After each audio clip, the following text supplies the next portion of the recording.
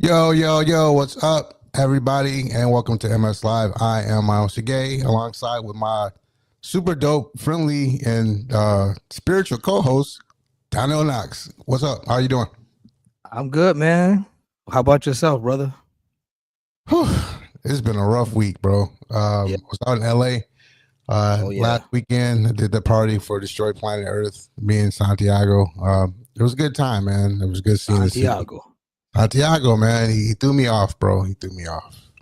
Yeah. So I thought he was gonna play house. So towards the end of my set, the last half hour, I'm playing house, and then he gets on. The next thing I know, it's like techno. So like, oh shit. Like, But yeah, it was cool, man. It was cool meeting everybody. Cool seeing some people out. Cool seeing him. We didn't get to talk much because he was doing a previous engagement before, mhm. and so but it was cool, man. Hopefully I get back out there. Shouts out to my boy Mark, aka Deja Vu or Deja Vu, however you want to say it, Deja Vu. If that's right, I don't know. I'm probably saying it wrong. But him and his crew, man, him and his boy Rodney with their label, they showed me some love and we hung out. I went to the hills and I seen some cool stuff, man. Word. Out there, man, that they record music, and I felt like I was like in a 80s LA like movie or something where I was. So it was cool, man. Purple Rain, Morris Day and the Time, Prince. It was cool, man. Other than that, man, I had a great time. Then flew home, and I had a dentist appointment at 9 in the morning. My flight got in about 5:30 or something like that. And then I had to go get teeth pulled. So you was up here like this. I was out, bro. They put me out. I went under. They put me out. I woke up and I didn't know where I was. Emily came and she was out in LA too, so I got with her and her daughter, and then she nursed me back to health, but I didn't know where I was, man. I was like, the dentist was talking and was like, yeah, so tell me about, and I was gone. So that's it. My mouth is in pain. It hurts. I'm still in painkillers, so I might be a little bit out of it, but it's because I'm high. So never mind. Anyway, welcome to my slide. Now I'm talking. What? How you been? What's been going on with you? Oh man, shoot, it's been a busy week, man. Helping my wife at her shop. She's got the kid clothing store, and sometimes I go work in the warehouse. Helping her with that and rearranging the home studio around a bit, and then working out my boy's studio across town. Shouts out to Adam from Private Press, because they got a studio across town. Sometimes I'm able to go over there and listen to my music loud, not like in the house. So pretty much trying to finish up some projects, man, and some other things I got going on over here, some television work, and I had to renew my passport recently. So anytime you go to the American Embassy, you over here, it's a time consuming and whatnot. So week's been pretty busy, but I'm back on track. And we'll be back on social media, getting those videos back up for people. I was trying to take a little break from that, but for the algorithm, you got to keep going. That's true. That's very true. That's the only way it works. Yep. And since you brought up the algorithms, see y'all. Like, share, subscribe to this channel. Hit that notification bell. It means a lot. It pushes us, as D said, in the algorithms, allows people to know that we're here doing something. We have something going on, and you should follow.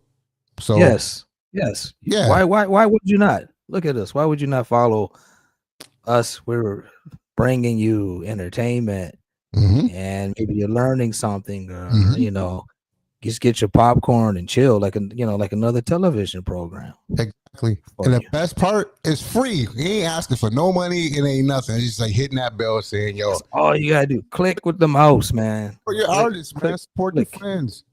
Yes. And I'll specify the friends.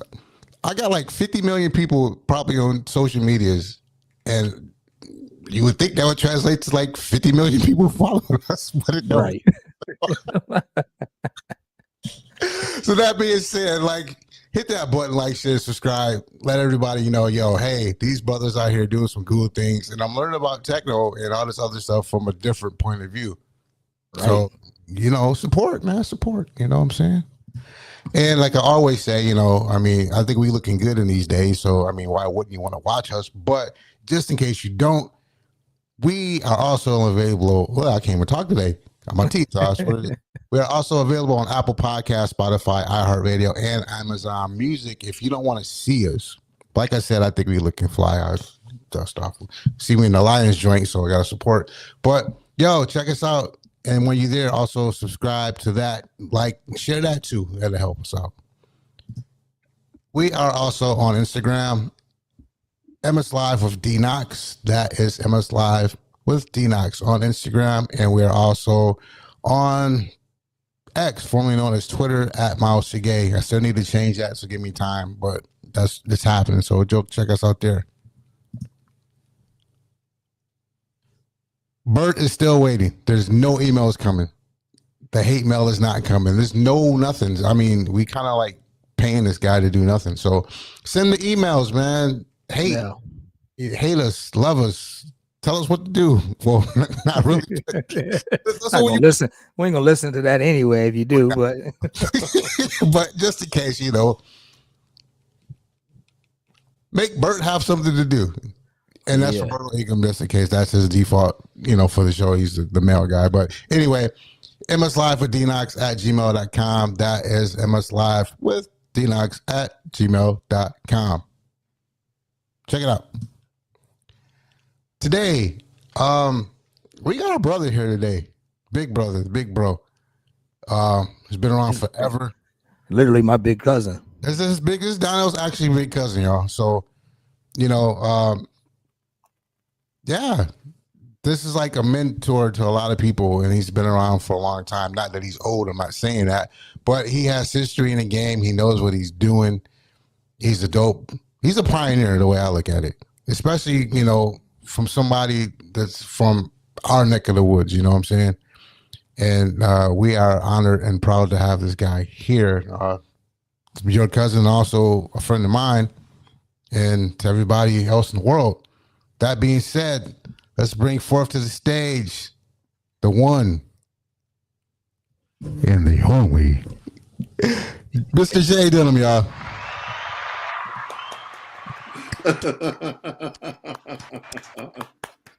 How are you doing, Mr. Denham? Hey, what's happening, brother? I'm all right. Yourself, how you living, man? Hanging in there. Yeah, that's what's up, man. That's what's up. We're glad to have you on here, man. I apologize. I know it was a little minute, you know what I mean? But we had to build up. We had to build up for the best. You know? Attention and excitement. So when it happens, we're like, yo, this is happening. So got it, man. You know what I'm saying? Thanks for having me. Yeah, thank you for joining us, for sure, man. For sure. If you have been paying attention, we tend to name the episodes of the show. Yeah. And I wanted to add somebody else today, but it didn't work out. I just didn't think about it. But today's episode, episode 25, they came from Kalamazoo with Mr. Jay Denham. You like that, right? I like that. So, if you guys don't know, Donnell and Jay are cousins. I don't know how they're cousins, but they are legitimate cousins, and they are both from Kalamazoo, which is strange because, like I said in the preview, the other things that are from Kalamazoo, if you said it, it's quite a few, but this is like an anomaly that these two guys are at least half of the people that I know that came from Kalamazoo that kind of crafted this Kalamazoo sound and techno that went worldwide. And you are witnessing and seeing two of the people that created this. And we have them both. One is my co-host and one here as a guest today. So, yeah. And I had some questions that I want to start, but I'm going to let y'all D take this from now for the start. You know what I mean? So I'm turning it over to you, D. I mean, it's a family affair, so I figured, we go that route. Yeah, because it's been a minute, since we rocked and talked a bit, I know you've been busy looking after yourself and doing music and everything, but I just kind of wanted to see how you doing, man. Where you at now? Music wise, you producing anything lately or? Well, yeah. I've been working with UKR. Yeah, Roman. A lot. Yeah, Ronan and him. He's really good, great friend. And I've been, he's been letting me just put out some stuff that I want to put out without any trying to chase any charts which has been fun, because and to keep some chips on the board too, Yeah. And, so but last month, I've been went through a health crisis, and man, it was close, It was kind of like I went in the hospital on a Monday. They kept me, and the next day they released me. And within an hour, half hour being home, I have to be taken back to the hospital. Oh, wow. And I was in the hospital for a week, and 2.5 days I was intubated. And so it was like, I wake up, it was like, I thought it was the next day. And my girl was telling me like, no, you've been asleep for 2.5 days. Whoa. So they ended up letting me out again. And a week later, I'm back in, can't breathe and shit, right? So I understand another week, and I ended up getting a pacemaker put in.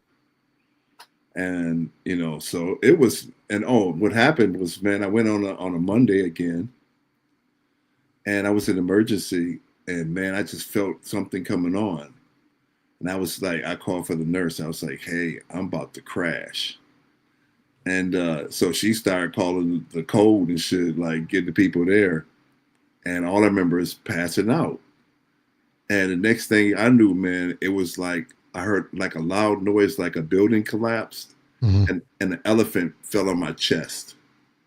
And I lurched up. It was like about 20 people in the room. And I asked them, I was like, why you guys do this to me? Hey, they said, well, we had to shock you. So wow. Yeah, dude. They was giving me chest compressions for like 3 minutes. And then finally they shocked me and brought me back and shit, my rhythm back. So yeah, so it was like, oh dude, it was hell for a minute. And it was like, they told me if I went in the hospital when it happened, I wouldn't have made it, dude. Oh wow. Yeah. So yeah, it was you almost lost your boy for a minute. Damn. We glad that didn't happen for sure. Yeah. Me too, man. Damn. Me too, because it wasn't fun at all, man. It wasn't like, it was 3 weeks of this shit, man. And so I ended up, like I said, getting a pacemaker put in, and I've been feeling, getting better. Okay. Excuse me, I've been feeling a lot better, and a lot better than I was feeling before. So yeah, which is a good thing. Yeah. So, but then like now, with that near-death experience, you know how that happens, where you kind of like you get like on a mission. It's like, man, I got another chance on life, because luckily I was where I was at when everything happened. Yeah, no doubt. And dog, pay attention to my next records. I got a lot to say, dude. I got a lot to say. And so right now I'm working on this my newest UKR record. I'm finishing up. Okay. That comes out next month on, I think, the 19th. Okay. Yeah. So, that's what I'm working on, and just trying to just have fun again, man. Yeah. Just not having pressures of like, oh, I got to make a hit.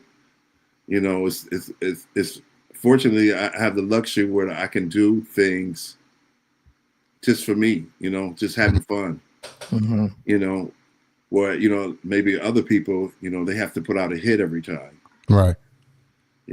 So yeah, that's the space I'm in now, man. It's just just trying to explore my creativity again. And, like I said, going through these life experiences, it's kind of had a great influence on this light and this fire again in me. So, yeah. Any plans to like do anything with Black Nation as well too, like to put some releases there? Hell yeah. Okay. When I start Black Nation, I want to be able to be consistent. Mm-hmm. And my workflow right now is kind of slow, because I've become my worst critic. Mm-hmm. Okay. So I sit back and it's like, it's not the things I've done I could have put out, but, it's like, nah, just hold on to it. Mm-hmm.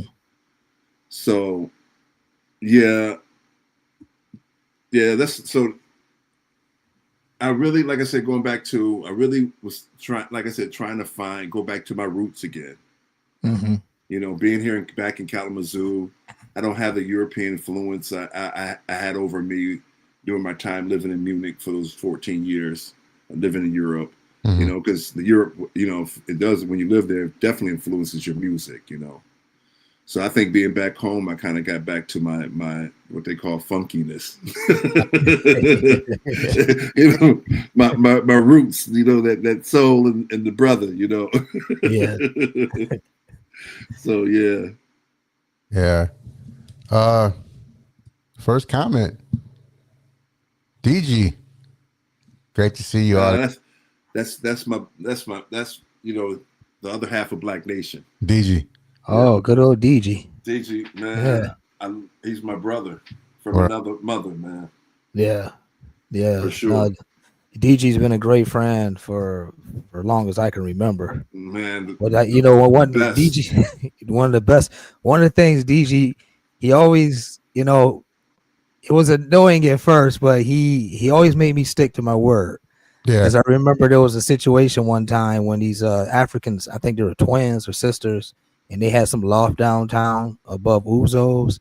And one time, DG, I think 3 or 4 months before this party, he told me that they wanted me to play on this party, and he arranged it.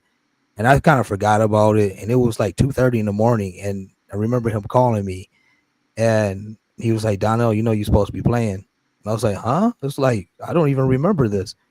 I was like, "Man, it's like 2:30 in the morning. What do you expect me to do?" And he said, "I just expect people to do what they say they're gonna do." And I was like, "Oh, okay. I got to get up and go down there and do the party." So I said, DG always got me like that. But yeah, he always was a good friend and always taught me actually how to repair my own cars. Yeah. Too, because I remember I had a couple used cars, and I thought if I take it to him, he's going to repair it for me. But actually, he told me to buy the parts, and he just stood behind me and told me what to do. Yeah. So yeah. It's been a while, man. I think the last time it was in Grand Rapids, and he had that remember that white Jaguar he had? Oh yeah. Yeah, that's the last time. And I know he moved away, and then I don't know. I think that's DG who did that thing. A lot of people don't know, and correct me if I'm wrong, but he was the one that came with that backpack thing that you put on your back with the water stream thing. The people was flying in the air. The jet.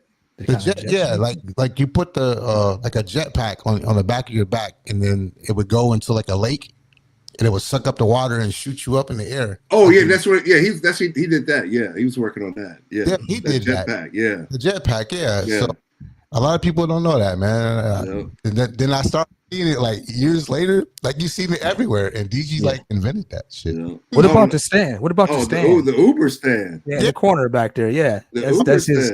That's that from him, right? Yeah. That's also DJ. All you DJs out there that's using a laptop stand for the stand Uber stand. Uber stand. That's DG. DG invented that. Yep. So yeah. So give it up for DG. Another Kalamazoo. we do it right in Kalamazoo. Did it right. But he said, "Yes, I designed it."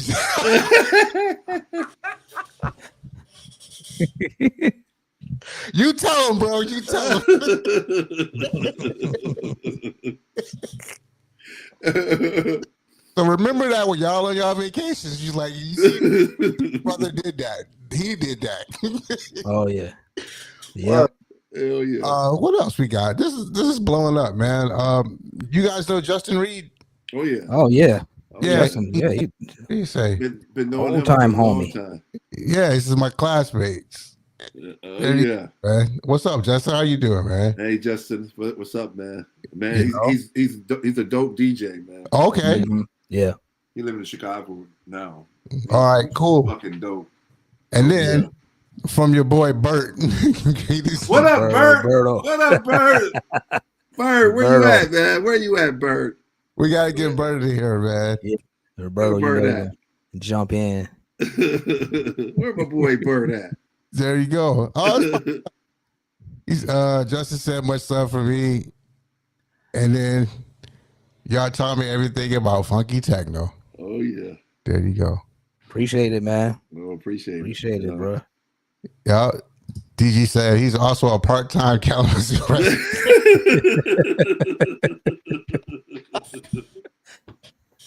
DG, where you at, man? Are you he's still in Florida, right? Yeah. Okay.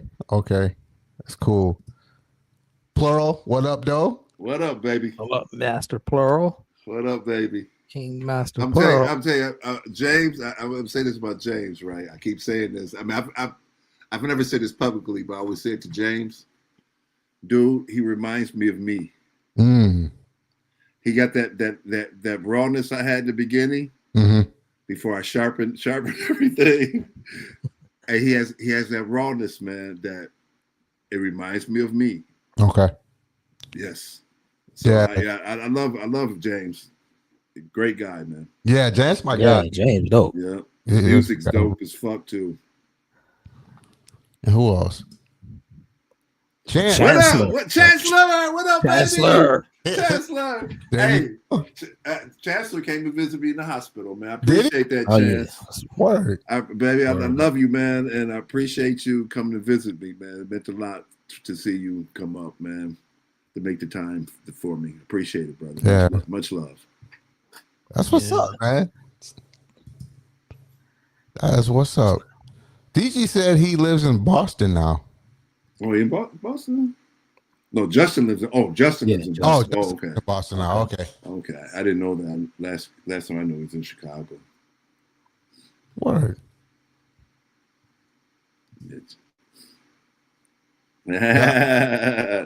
Thanks, sir. Vice.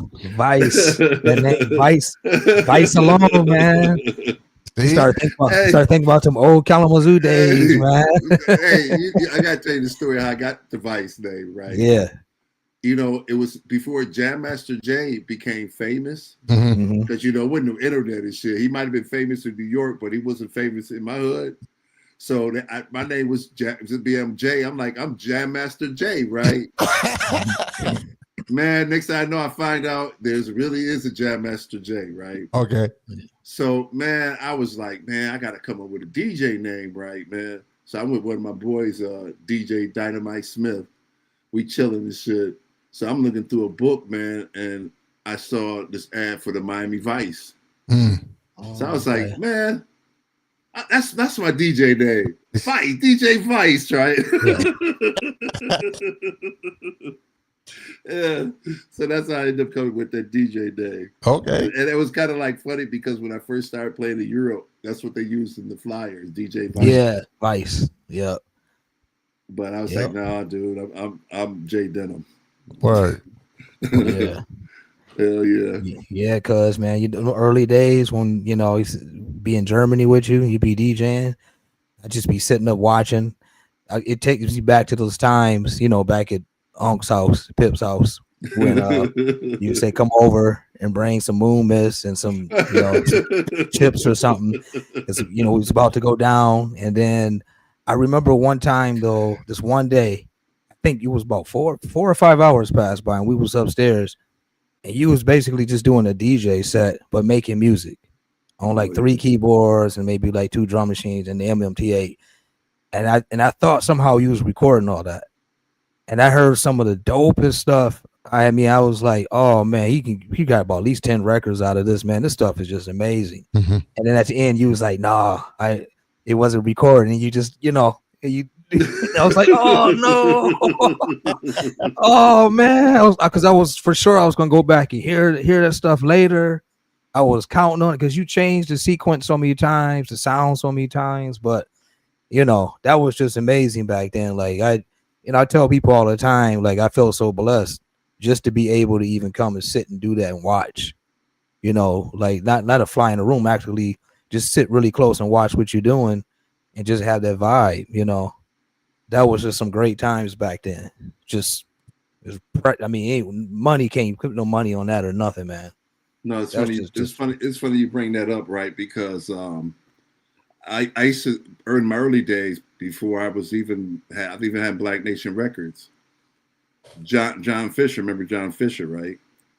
John, had a lot of friends. Used to, John has a lot of friends that smoke weed and shit. So, yeah, of course he do. So, me, I'm going where the weeds at, right? So John was like, he invited me over his friend's house. Say, hey man, bring your equipment, set it up, and just have a jam session.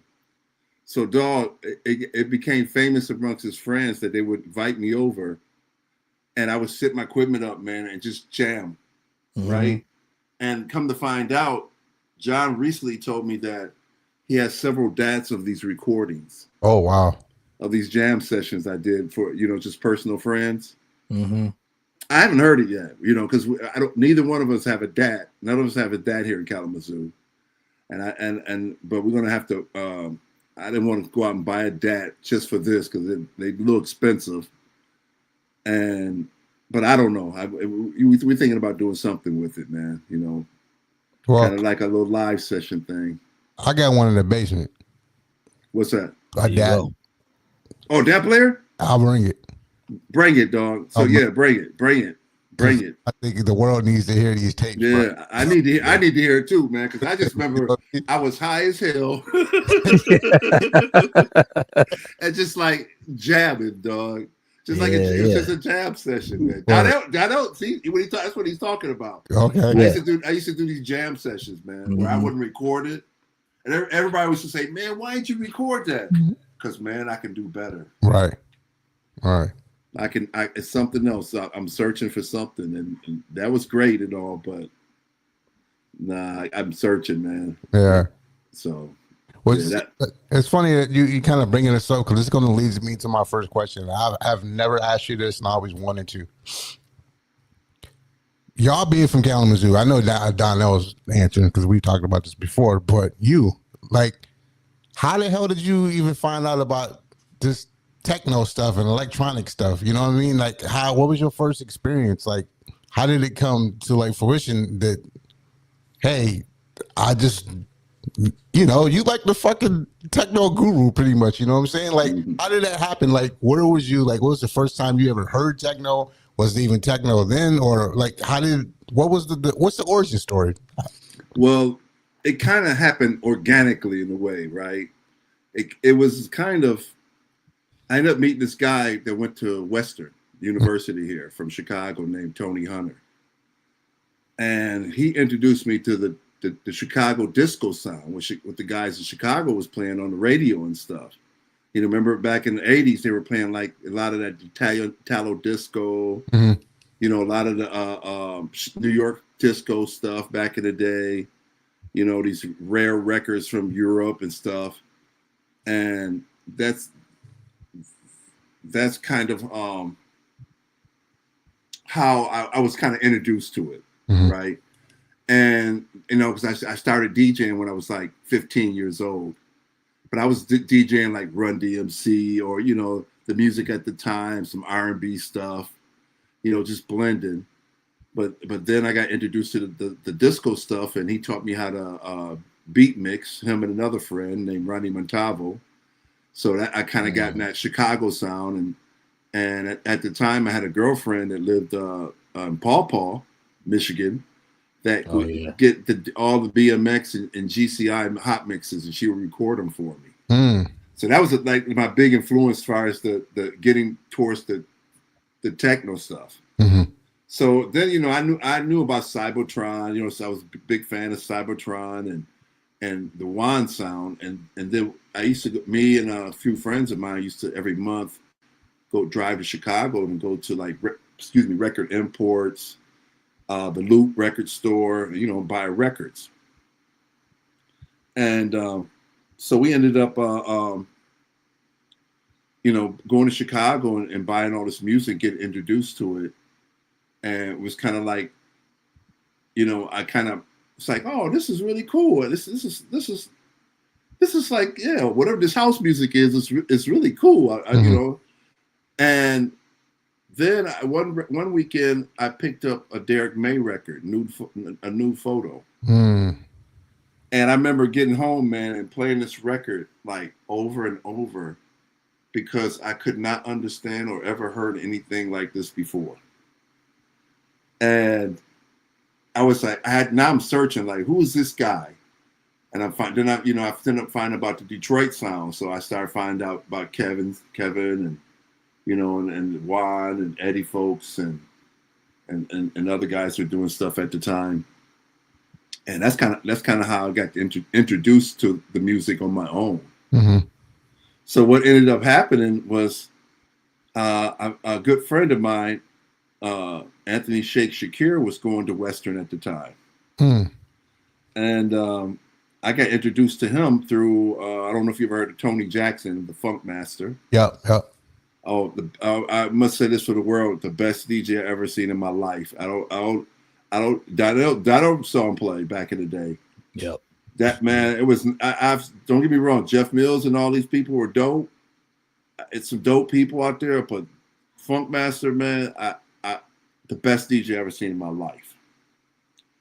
So we ended, like I said, I ended up getting introduced to the all that sound after, and I Shake, it kind of like, me and Shake became friends. And that led to me, you know, at the time I was doing music. I started doing my little music interpretation of what I thought Detroit and Chicago sound was together.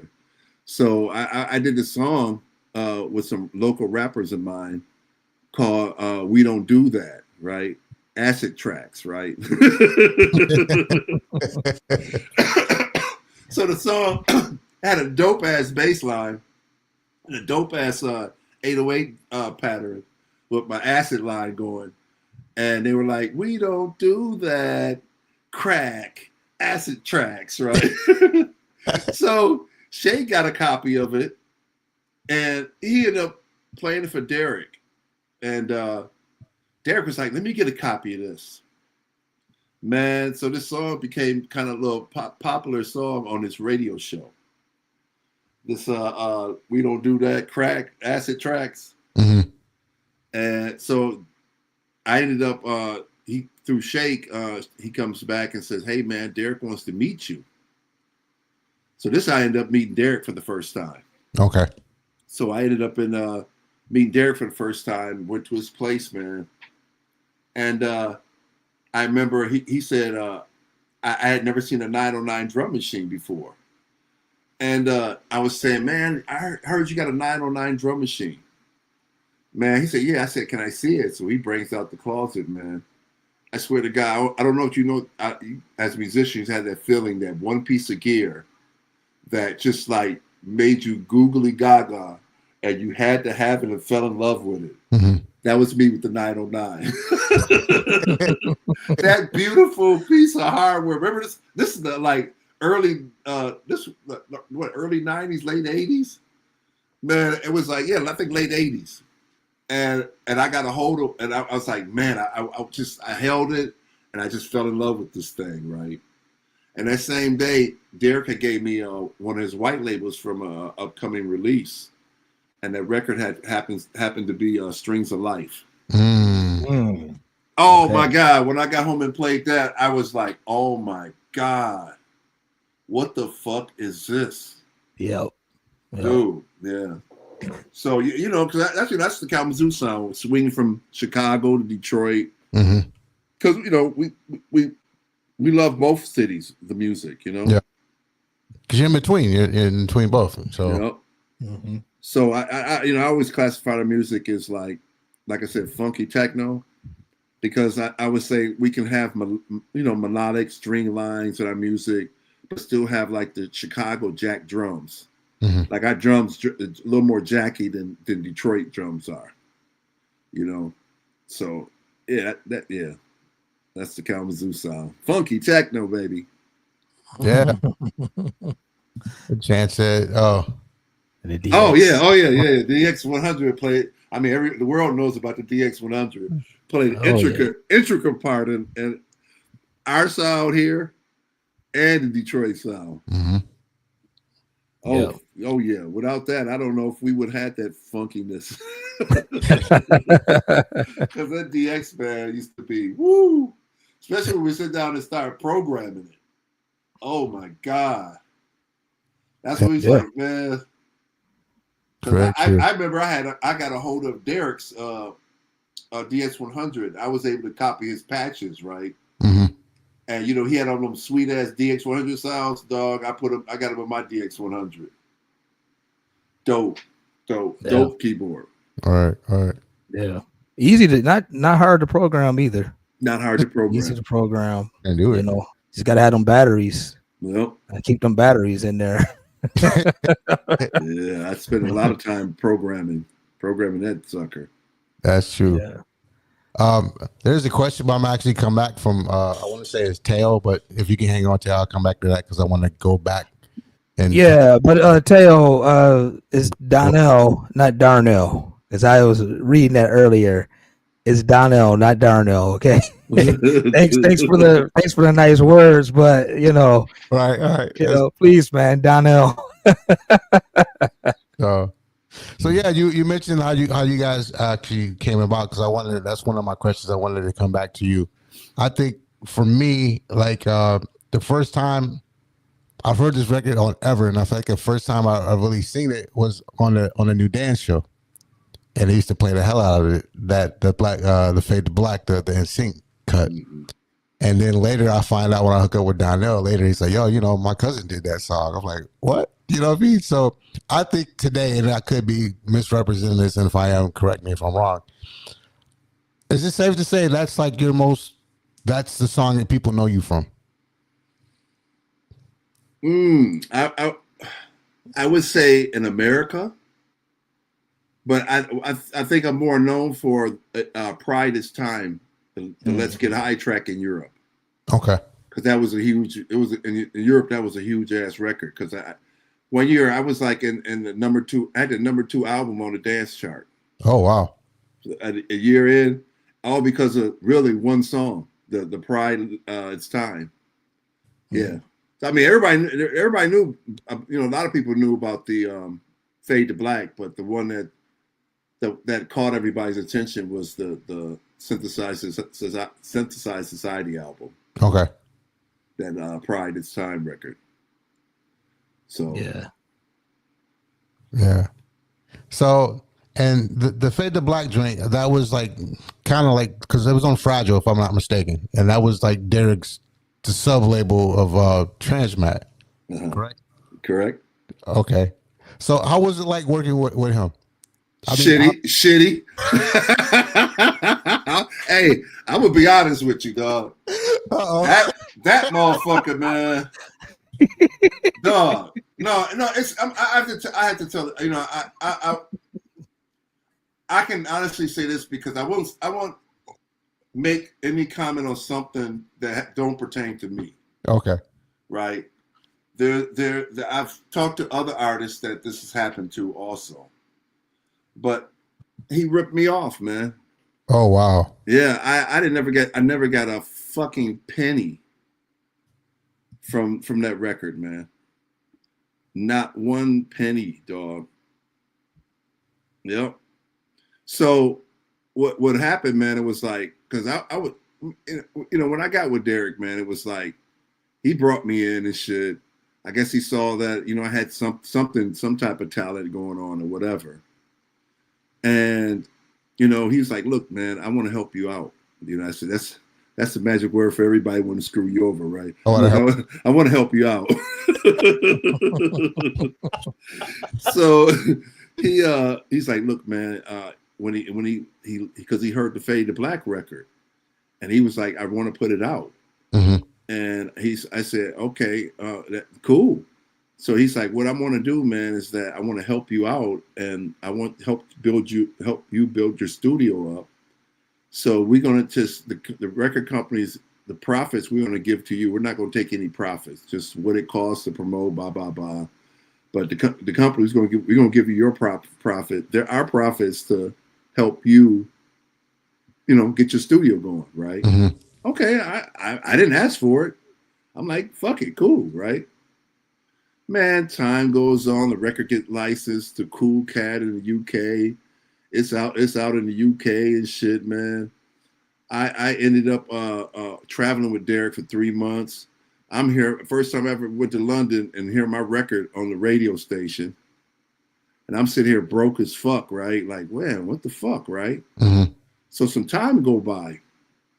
So I was I'm like, man, this something's up, right? Something's up. So I actually was over at KMS because I used to work with KMS also, and I had said something to I'm gonna say his name, Shay Demir. And I was telling him, man, I think this motherfucker's ripping me off, right? So he, at the time, Kevin, Derek, and Juan had this manager that Neil Rushton, and but Derek had a falling out with him. So after I told Shay about this, Shay must have said something to Kevin. Kevin said something to Neil, and about 2 days later, I'm at Derek's place, and Shay calls me and said, "Hey man, we got a fax over here for you." So I go over there and get the fax and shit. Dog, it's all the money that Derek had made in the previous 3 years, and also listing the money that was made from my record. Right? Mm-hmm. I was pissed, dude. I was pissed because he already got paid the money, right? Mm-hmm. Dog. So I go back to his flat, right? So I was like, "Hey, Derek," and I remember that back in the day, the faxes when they come out, they roll back up in a little tube and shit. Yeah. So I had it in my head, man, and went back to Derek's place. I said, "Hey, Derek, man," I said, "Dude, any money come in yet, man?" And so I got this nice keyboard I'm looking at, man. He said, "Oh, brother, it ain't came in yet." I said, and I was like, "No, bitch, you lying, dog." I flipped this fax out. I don't know if you ever been at his loft. I've been here once. That fax, it's open air. That fax rolled out, dog. And he looks at it. He said, "How you get it?" I was like, "Look who sent it to me." I said, "Dog, man, that's fucked up, man." That, and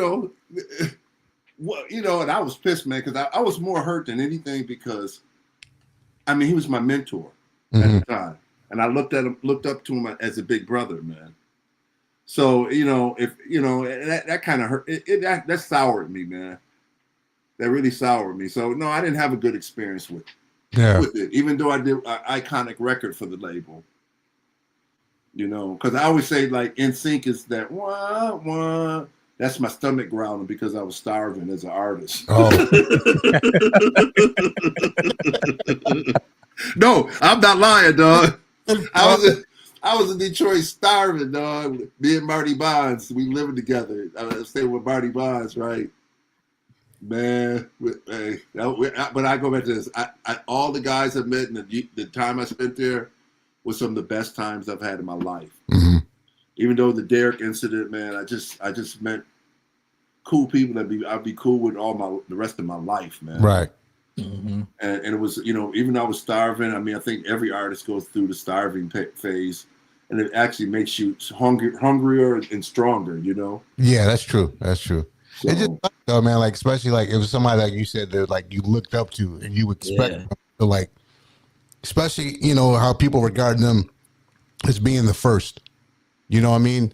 You would think that they went through their trials and tribulations and they would want not to perpetuate that type of stuff they went through to like the next people underneath them, or to have them come up. But then just to have that happen, I can see where you be mad as fuck. And just the fact that you're like you're stealing from you're stealing from you. You know what I mean? And everything that came from that is like stuff that you deserve. That you know what I mean?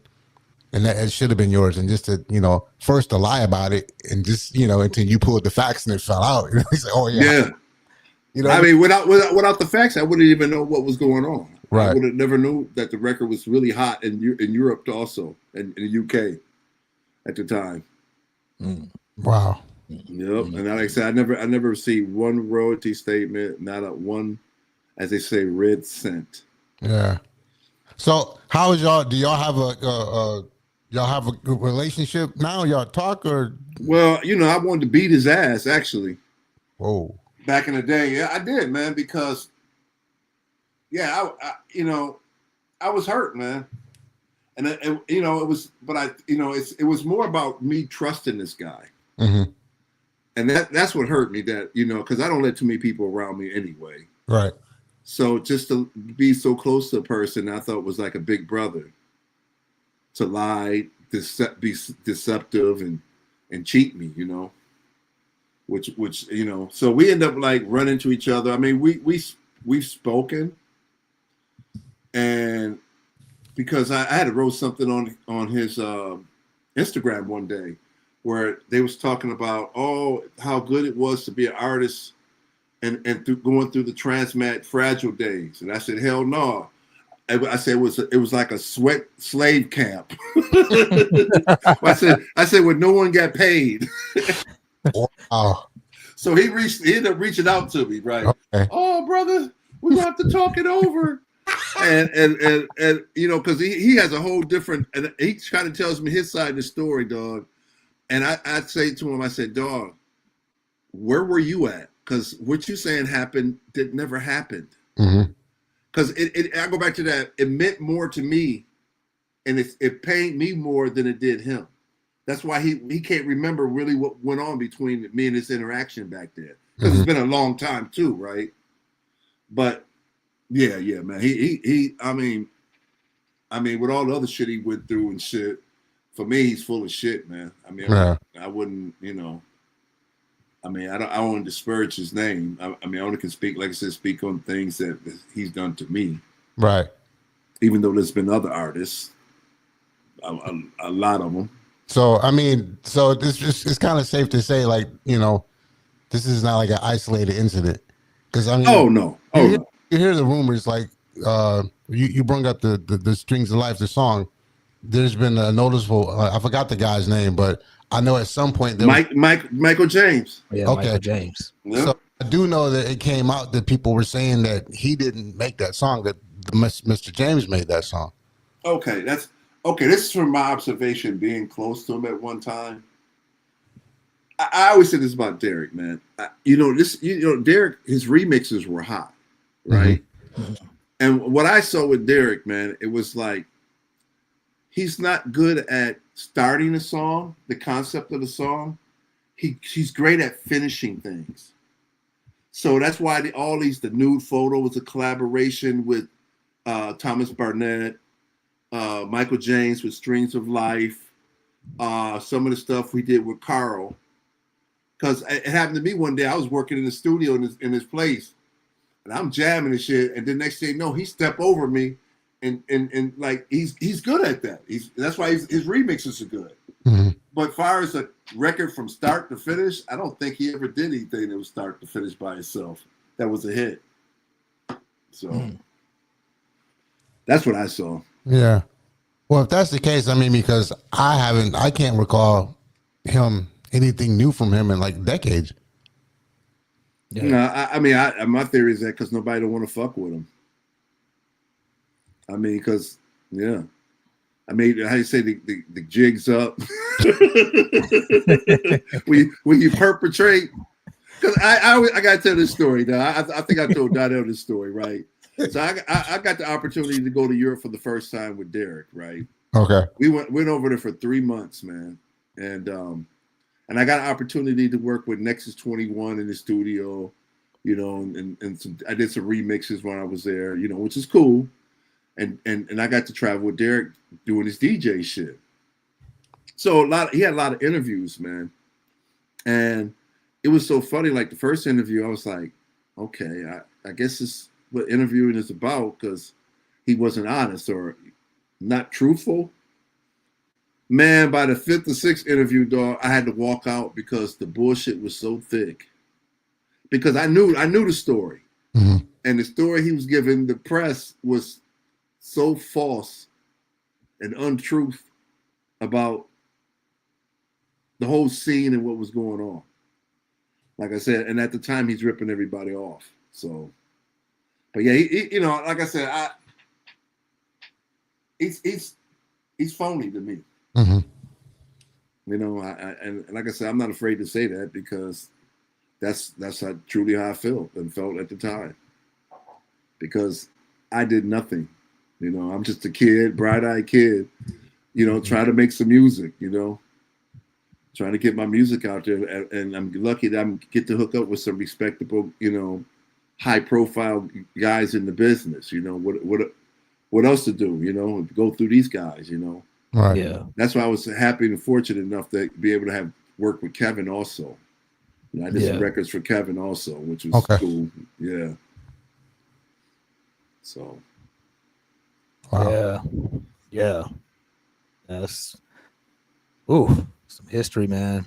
Man. Yeah.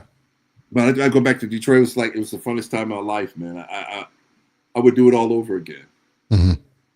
Because it was Claude, Brian, Claude, Marty, Shake, Folks. Oh yeah, the Burden Brothers, Mark Kitchen, Scott Kitchen. Yeah, we used to have some fun back then, man. Yeah, I remember meeting everybody. I think I met everybody at Derek's spot. I think when I went up there with you one day in Little Richard. But I was gonna ask, like, how was it like hanging out with everybody back then? Like, what kind of things were you guys doing? Just like kind of regular stuff we would do in KALAMAZOO, or was it more just like hanging out doing music, or was y'all going to the club sometime other than the techno club, or maybe jumping over to Canada having fun over there? Just trying to get like a little scene of what you guys were doing just for like day-to-day entertainment back there in Detroit. Well, being we were all young at the time, it was all, we definitely went to the techno clubs. We might have went to an R&B club. We did hang out in Windsor. Yeah. But most of the time, man, it was a weird thing because I think with any like special music scene, that happens, and no matter what genre, it's this energy, man. You feel like it's seeping off everybody, and it's kind of like because I look back, it's like, man, it's like Shake did something, he'd play it for me, and I'd be like, oh, Shake, that's dope. How'd you do it? And I would go in, and it would inspire me to step my game up. Mm-hmm. So it was kind of like we were all everybody was just feeding off each other. Oh, Lenny them play some stuff. Oh, that's hot, man. Now I'm inspired by this. It was, and it's funny, like with all the guys who were in the second generation, it's like we all had our own distinct sound. Even though we inspired and listened, we all listen to everybody's music. But it was everyone. You look at everybody's music in that period. Everyone had their distinct sound. Unlike music today, everyone gets caught up in the same, repetitious sounds. Mm-hmm. But back then, man, it was like this group of young guys with this. Everyone had this fire and love for this music, and Detroit was very conducive of this creative energy. And I for myself, definitely speak for myself, but I saw it in other guys. Mm-hmm. It was like, man, we hung out. We all hung out, not only at the club. Sometimes we just hang out, smoke, barbecue, whatever, and just chat up the shit, man. Was you using some of the same gear like we used in Kalamazoo? Or we used to always do like swap? Like maybe you had a drum machine for 3 weeks, or I might get your keyboard for 2 weeks, but like back then, was it still like the DX, the Casio CZ101, the Juno 106s? And well, let me see. I mean, so what did we have? Like when I did the fade to black stuff, I think I had the DX. Mm-hmm. I had a sampler. I can't remember what I think it was might have been a Kai sampler. I think a Juno 106. Oh yeah. And I think a Roland U20. Mm-hmm. So that was it. And I had a 909 and a Roland R8. Oh, them R8s, Yeah. That's the percussion sounds came from, like insistent rhythm. The percussion sounds and all that came from there. Little teeny bells and shit. Right. Yeah. You know? The R8 was something. Yeah, that was a cool drum machine. Yeah. So yeah, because it's so funny. Like when I did In Sync, right? Because our neighbor was Lindy of Octave One, Burden Brothers, and he heard me doing this record overnight, right? So he calls me the next morning. He say, "Hey man, what is that you playing over there?" I said, "Oh man, this record I worked on last night." He's like, "Man, bring it over, let me hear it." So I go next door, man, and it's Lenny and Lawrence there, and so they played it, man. Wah, right? So when it faded out, dog, at the end of the record, they were quiet, and then they looked at each other. Then Lenny looked at me. He said, "Man, that's scary." I said, "Scary? That's what you got out of it?" I said, "Man, that's a scary song, man." Wow. No, because it's funny. Like Shake always said, "Man, he said, man, I like your stuff, but your stuff is weird."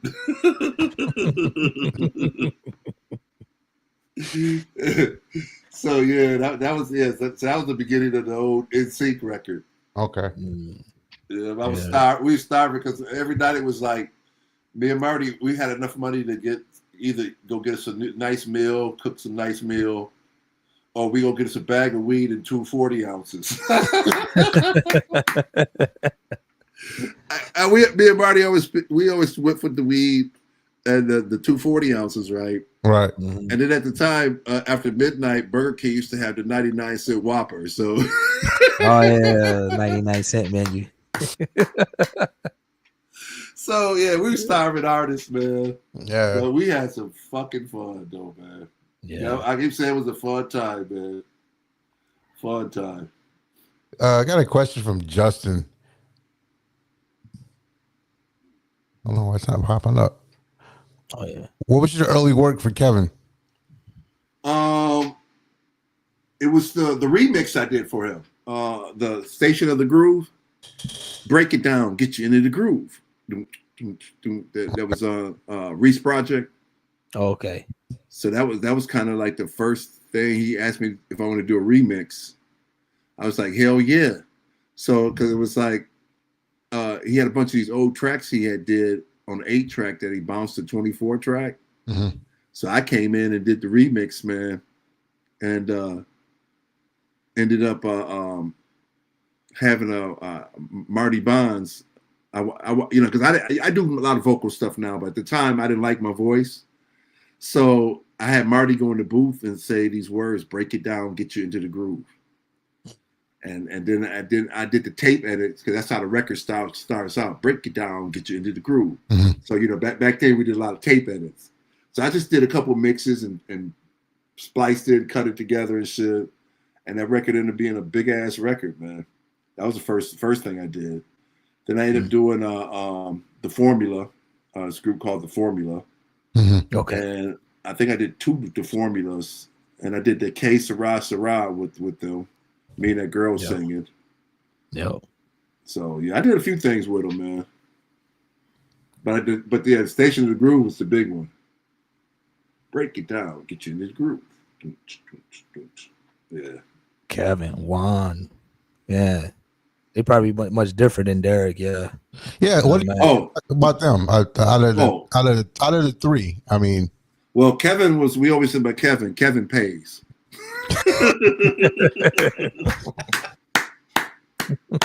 I have never had a money dispute with Kevin. Actually, he used to pay handsomely, man. Okay. Hell yeah, man. That's what we say about Kevin. Kevin pays. Juan, I never did anything for Juan, so Okay. But Juan, if you want to get high, That's it. hey, if you think you're a smoker and you think you can hang out, no one can hang out with Juan, baby. Wow. He put the best of us to sleep. Wow.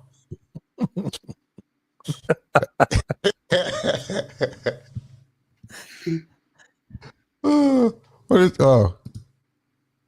Kevin? I'm glad to see Jay up here telling these stories. What up, baby? I love Kevin. Oh, love you, brother. it's just from people's, man. Santiago sent a shout out too earlier. I saw. Yeah, I seen that. Yeah, Santiago. Hell, that's Kevin's another talented brother. Mm-hmm. Him and James. Oh my God. DJ Powerhouse.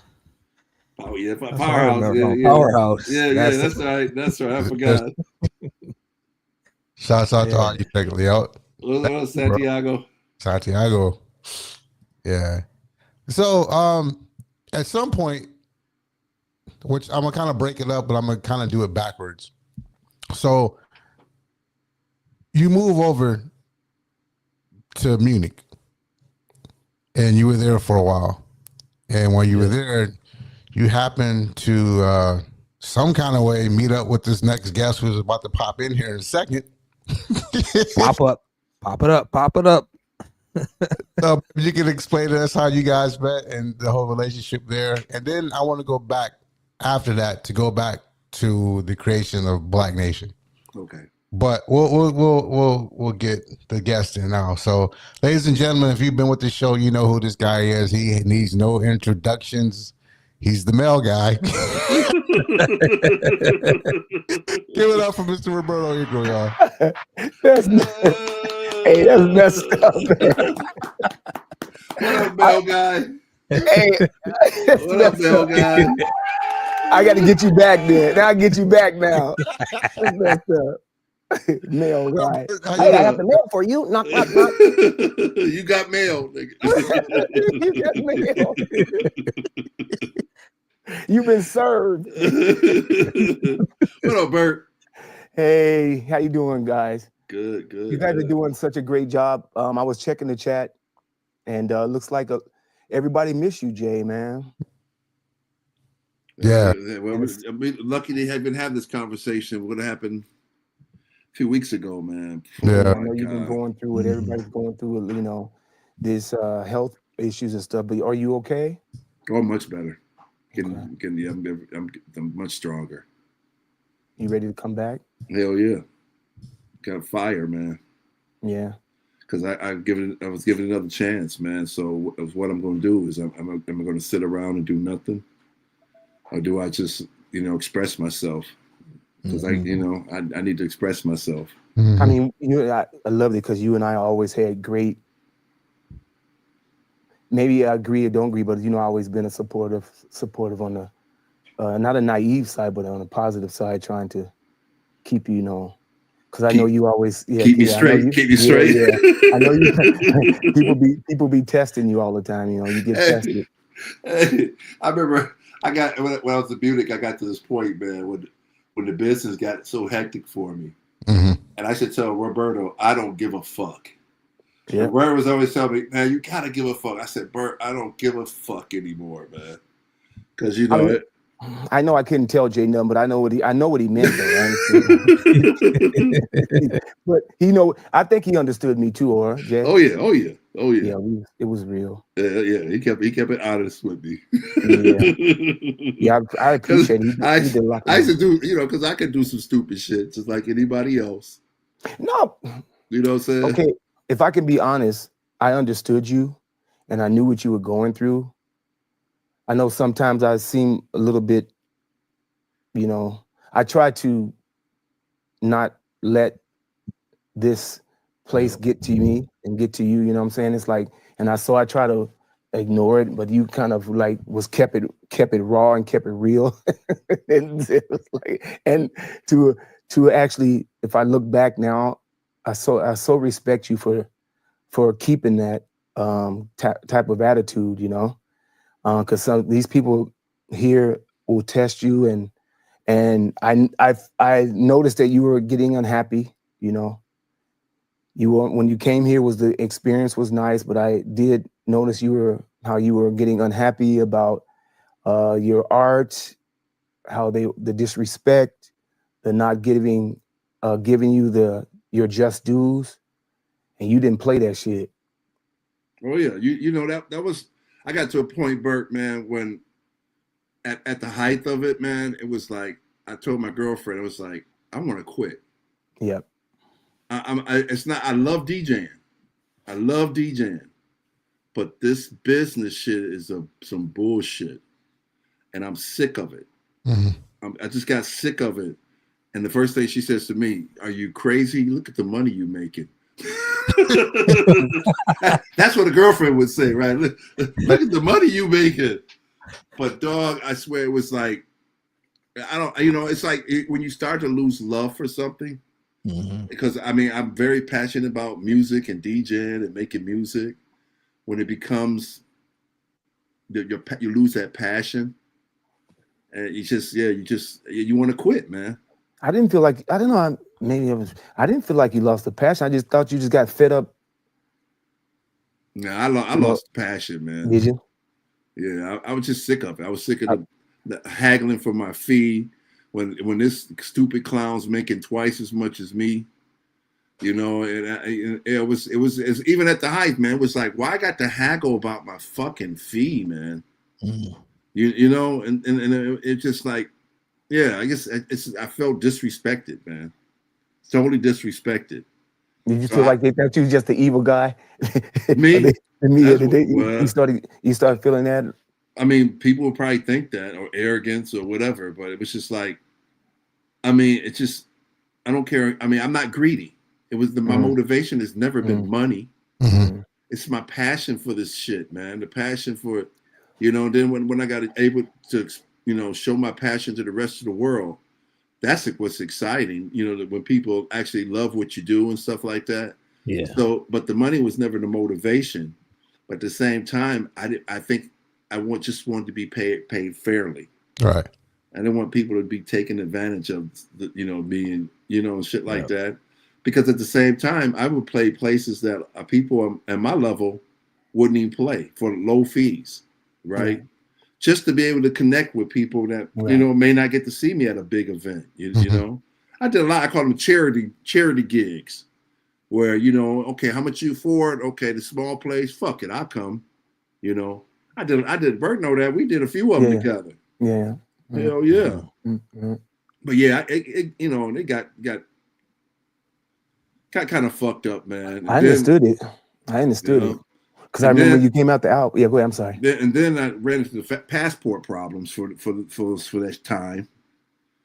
So then that limited my traveling for a while. And then it was kind of like, so when I finally got my passport back, it was kind of like I wanted to come home. Yeah, I remember you told me that. And at that time, I found out my mother got sick also. And of course, she only had me and my sister and to take care of her. So I decided to go home and deal with that, you know, which I don't regret because I was able to spend some time with her those last years of her life, man. That was fuck a gig. Mm-hmm. fuck the techno shit, man. But it meant everything that I was able to spend that time with her, come home. But then I got sick, so then it was like, yeah. But I'm feeling great. Like I said, I'm feeling a lot better now than I was. But you think it's better that you were sick at home than here? Oh, fuck yeah. Okay, good. Fuck yeah. Yeah. Okay, good. Then yeah. Okay. I mean, I had insurance there, man, but it's you know, I've gone through a lot, man, these past few years, man. You know, like a couple of years ago, I had pneumonia back to back. And it was just like, then they got diagnosed with diabetes, pre-diabetes and shit. So, yeah, so I'm eating a lot, you know, sodium free and and eating correctly as best I can. You know. Are you cutting back? Cutting back on. You learning what you need and what you don't need. Getting some help with that. Oh yeah, that you know, they definitely got me a dietitian to keep drilling into me what I can't eat. I'm like, what? You know, because I used to love pickles, right? Man, they said you can't have no fucking pickles. Plus, I quit smoking too, man. I quit smoking weed, and you know, I ain't smoked cigarettes, but yeah, I didn't tell you that. Bert, no, that's a miracle, huh? Yeah. Bert, and they just legalized that shit. Over here. So, Roberto, I'm so proud of you, man. Really. When did you guys first meet? You didn't know each other before? I'm gonna have to say, Jay. Didn't we meet at the S-Bahn or some shit? No, it was me and Shake was together. And we was walking by the record store, and Shake said, "There's a record store there." And Alex record store. And Parasound, yeah. Yeah, Parasound. And so we went in. It was Shake the one who told us, let's go in. And then you recognized us. Sure did. Yeah. I was hallelujah. I was up on y'all. Yeah, that's on your tip. It was me and Shake. Me and Shake was together. Okay. Yeah, ran it to Parasound, and Bert was like, he recognized us. Yeah, I was working at this record store. So, and Shake ended up buying records, didn't he? Mm-hmm. Because I don't remember the.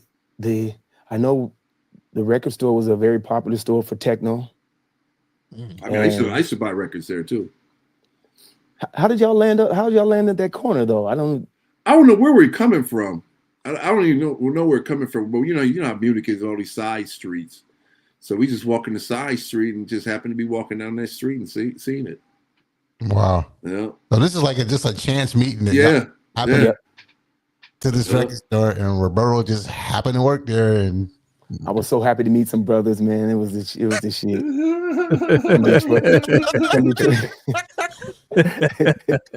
He was like, I'm serious. Play me. And I guess for me, the music that was coming out of Detroit when you came there, I was on Detroit's job. So to see these guys walk in and then Jay come in, it's like, it was over, man. It was dope. I guess we got along from day one, huh? Mm-hmm. Yep. Ever since, yeah. That's out there. That was the initial. I'll hang it out. Record store, yeah. So, old Bert. Mm-hmm. how I got, well, I didn't meet Bert until like Free Rotation later, but I seen the name, and it goes back to what my second question is.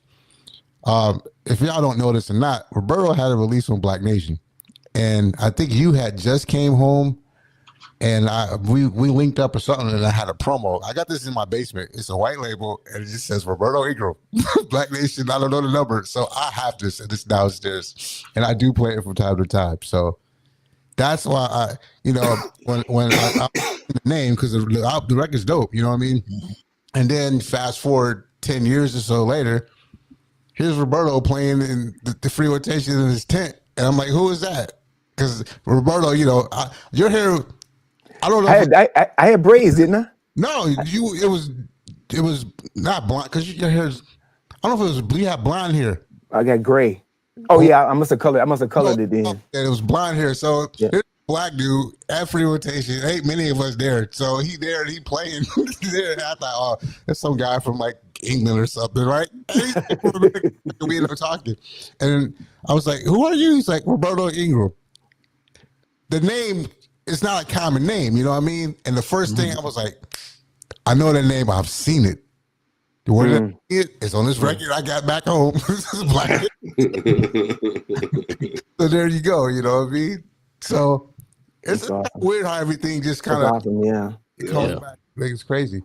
Going back to that though, so and I'm gonna go back to a question because somebody actually asked it, so that's why I want to go back to that. So how did Black Nation come about? Well, that's a simplified as much as I can. Well, actually, the first time I used Black Nation was for a production company of the first Vice record I did for 430 West. Mm-hmm. And at that time, I wanted to, I mean, I got to kind of background the area from Kalamazoo was really like this Bible Belt. And it was pretty racist town. It's much better now, but it's pretty racist and anti-Black.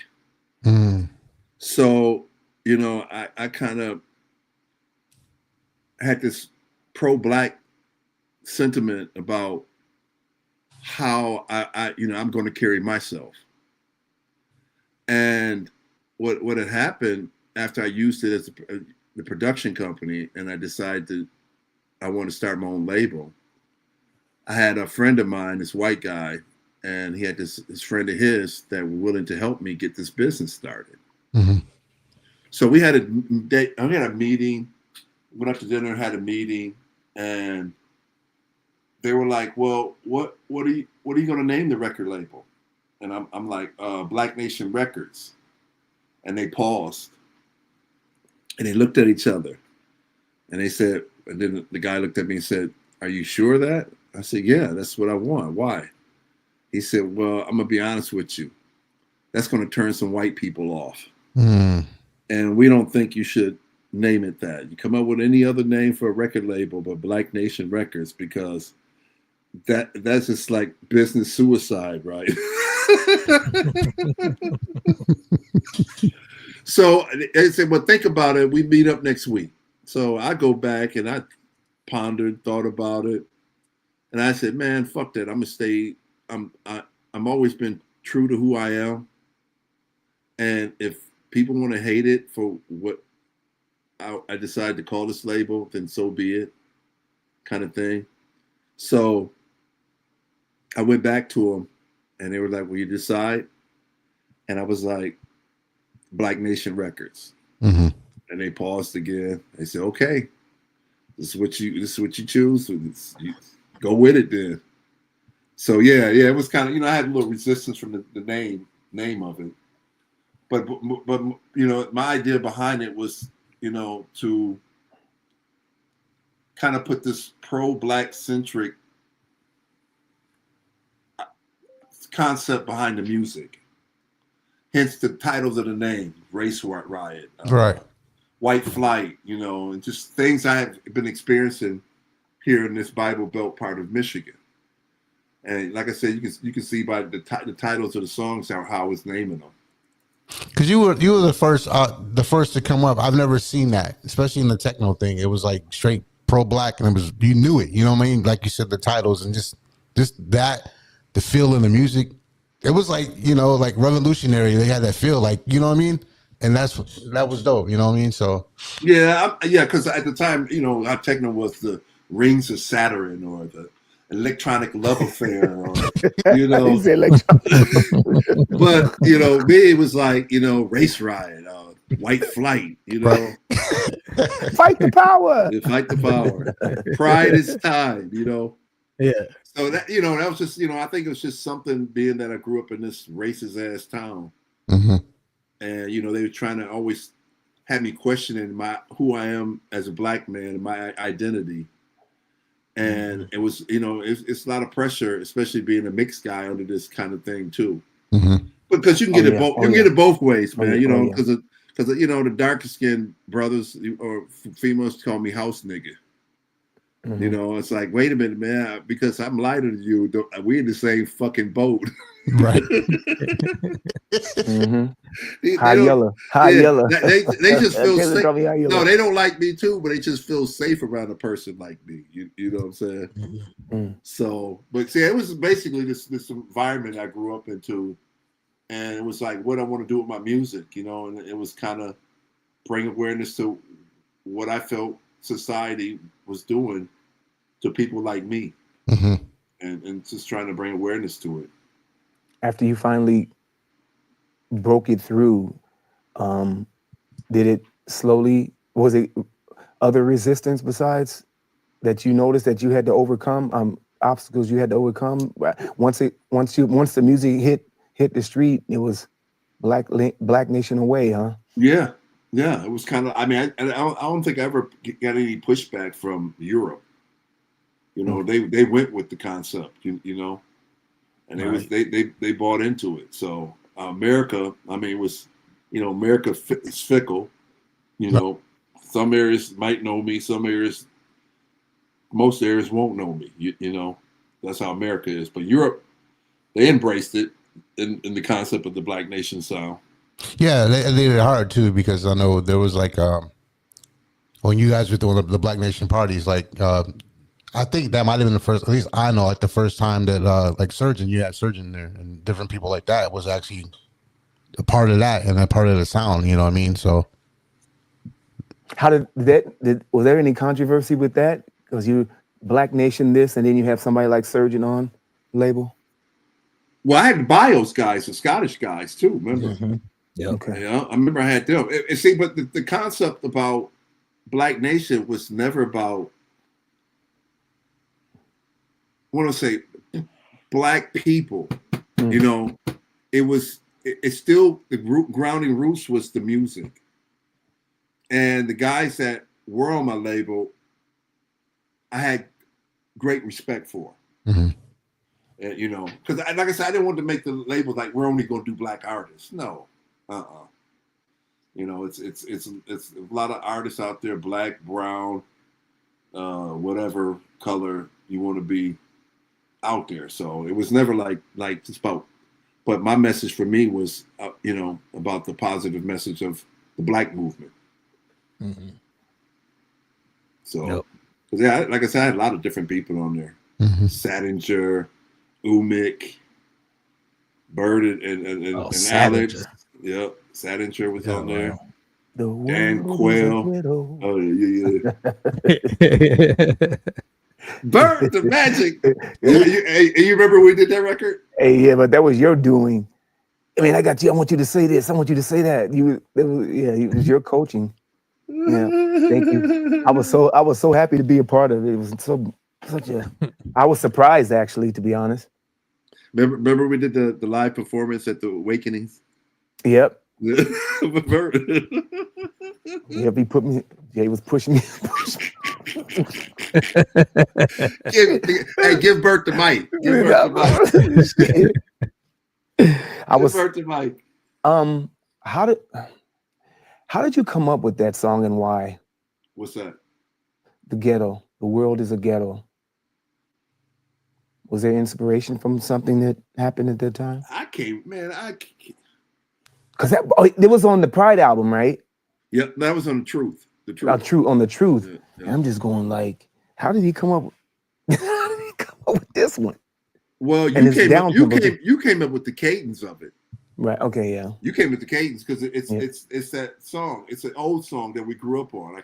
Yeah. So you kind of used the cadence of that. Right. That's true. You want the war song? Yeah. Yeah. That's it. Yeah. And so you kind of used the cadence of it, but your different words. That was crazy. Yeah. That shit. Yeah, I remember we did this. Come on, Bert. And the truth. The truth was me and Shake. The message. The title and truth, was there a message in this whole album that you guys were trying to, get out there? Well, you know, the concept for me, that third album was, being that was my third album and coming off the Synthesized Society album, which was successful, I used this as an opportunity to do some different things. And what I wanted to do was, like, I want to do a disco track. But I didn't want to just go in the studio and try to emulate a disco track. I try to, like, how did disco make me feel? Yeah, and nice. Kind of roll back out, like, not trying to imitate disco or what I think is disco, but what it made me feel and how it made me feel then came back out. So I did that with that one, a house track.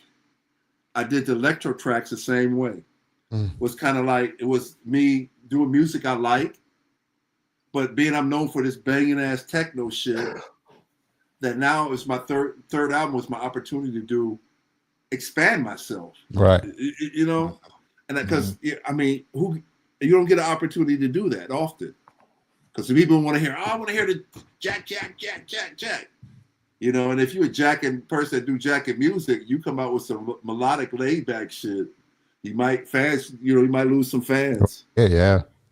But for me, it was like, I've been there, done it. Now I want to just express myself.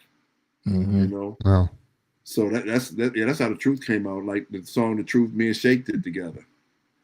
Yeah, you're right. You're right. And that was one of Truth and Pride was one of they really were at that time groundbreaking. There was no music out like this. None. No, see, you can say that too. Like when you go back to the Fade to Black NSYNC, when that dropped, it keeps saying these moments where it's nothing what nobody else is doing at the time. Yeah, but your Fade to Black was done in America. You did the other those ones out here. And I did. Yeah, I did that Pride in Munich. Yeah. And to get that, I don't know where you got that inspiration out here. You know what I'm saying? Good weed. At home? What? Oh yeah. Had a good connection in Munich, man. That always helped, dog. Some good weed, 3 o'clock in the morning and shit. Sweet Jesus. Sweet Jesus. Oh, sweet Jesus.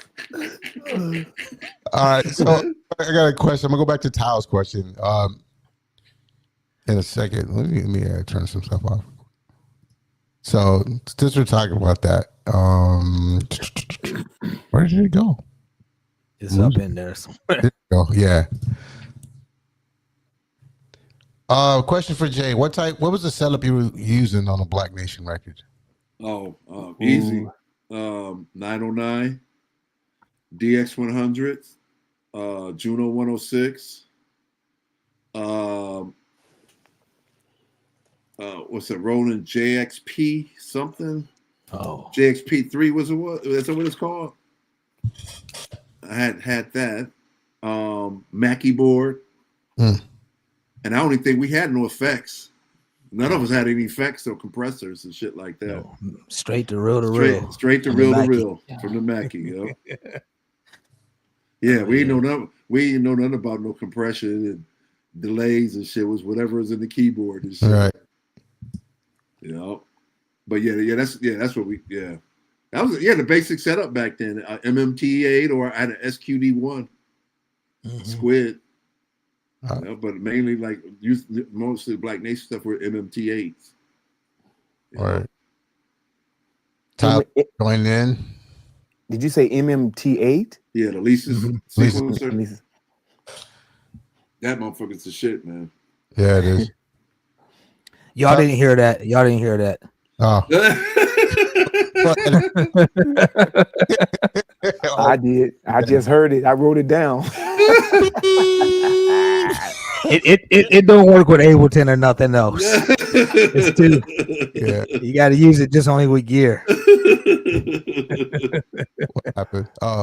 Mr. Fitzpatrick joined the chat. What's up, man? What up, brother? King Les. Hey, I call Les to the James Brown of techno. No one works harder than James. Yeah, that's true. Fitzpatrick. He's the most prolific producer out there, dog. I remember seeing him last year, and he told us at the restaurant spot just before the gig at Speaker Box that he gets up before he even go to work in the morning. He starts, and he got a job. Yeah, and he got a job. He gets stuff going. He sometimes finishes the song before he even go to work, or he starts it and gets back and do it. Let's just say what up. That's commitment. What up, bro? What's up, bro? Hey, no, man, I can't because man, I don't work, so I got free time, right? I can't produce like that, man. Yeah, like I said, he got a job, dog. He said the James Brown of techno. He's a James Brown of techno. No one works harder than my man. Right. Yeah.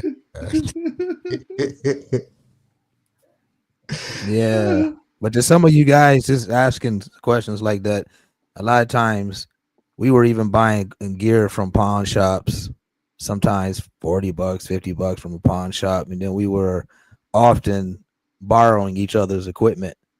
Like I might have Chance drum machine for a few weeks. Somebody might have my DX or, one of my keyboards. Or I think the thing that didn't move around that much was the reel-to-reel machine because it was just too heavy. Mm. But most of us had the TIAC because Jay told us to get the TIAC one. But yeah, a lot of times we were just like Fanon too. Sometimes I might have something of his, like his SH 101 didn't really leave his place that much, but he might let you, he might let you use some other stuff. But for now, I wasn't letting that go too much. No. You ain't gonna get that, bro. Yeah. No, yeah, Yes, that's how we did it back. Exactly. Yeah.